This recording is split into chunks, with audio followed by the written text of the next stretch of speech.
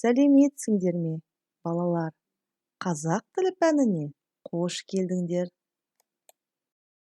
Бүгінгі сабақ тақырыбын анықтау үшін суретті ребусты шешіңдер.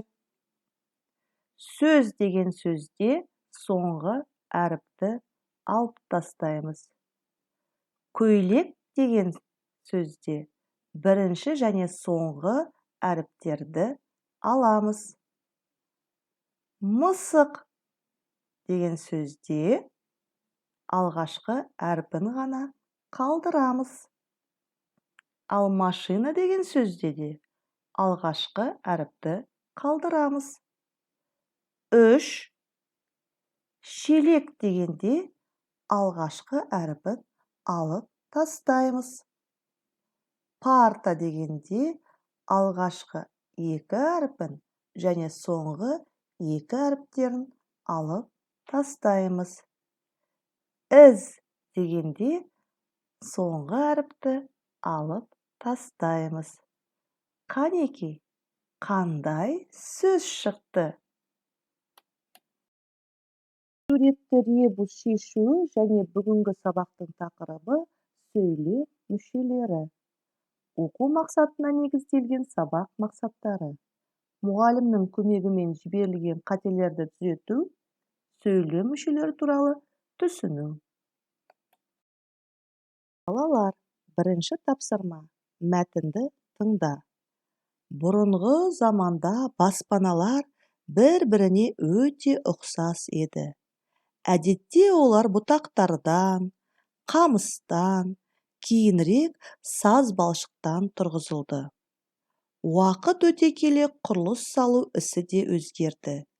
Бай адамдар сәулетті сарайларда тұрғысы келді. Ондай сарайларда тұрғызу үшін шеберлік пен терең білім қажет болды.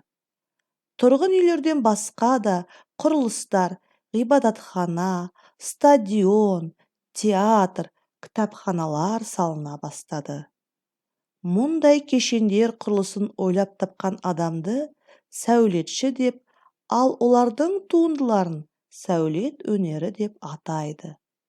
Сәулет өнері адамдардың әдемі және ыңғайлы өмір сүруіне арналған өнер. Мәтін мазмұнына тірек болатын сөздерді табыңдар.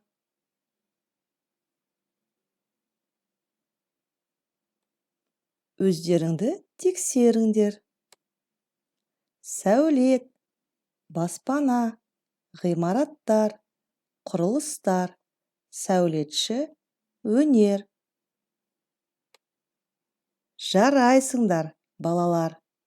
Тірек сөздерді дұрыс таптыңдар. Мәтін мазмұны бойынша бір-біріңе сұрақ қойыңдар. Өздеріңді тексеріңдер. Мүмкін болатын сұрақтар. Бұрынғы заманда баспаналар нелерден салынды? Сәулетті сарайларды салу үшін не қажет болды? Сәулет өнері дегеніміз не?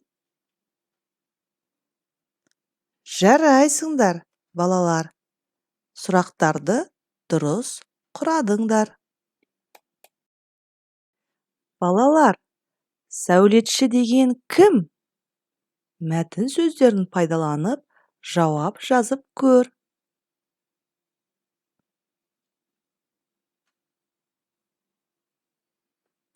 Өздеріңді тексеріңдер. Тұрғын үй, зәулім ғимараттар, әртүрлі кешендердің құрылысын ойлап табатын адамды сәулетші деп атайды. Жарайсыңдар. Ал енді екінші тапсырманы орындайық. Сөйлемдердің тыныс белгісін дұрыс қойып жазыңдар.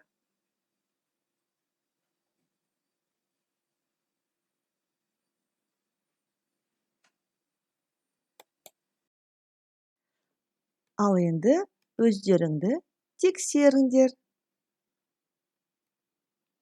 Адамдар баспана салды.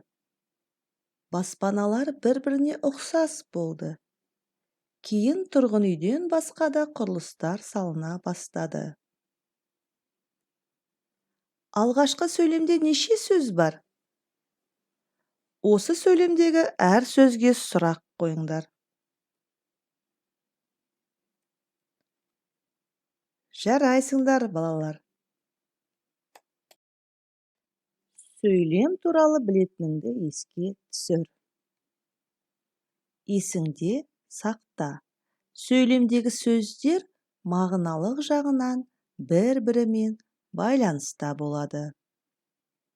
Сөйлем аяқталған ойды білдіреді. Сөйлемде бірінші сөз бас әріптен басталып жазылады. Сөйлем соңына не нүкте, не сұрақ белгісі, не леп белгісі қойылады. Адамдар баспана салды. Баспаналар бір-біріне ұқсас болды. Кейін тұрғын үйден басқа да құрылыстар салына бастады. Ереже. Сөйлем құрамындағы нақты сұраққа жауап беріп тұрған толық мағыналы сөздерді сөйлем мүшелері дейміз. Оқушылар театрға барды. Кімдер? Оқушылар. Қайда? Театрға. Не істеді? Барды. Үшінші тапсырмада суретпен жұмыс жасайсыңдар.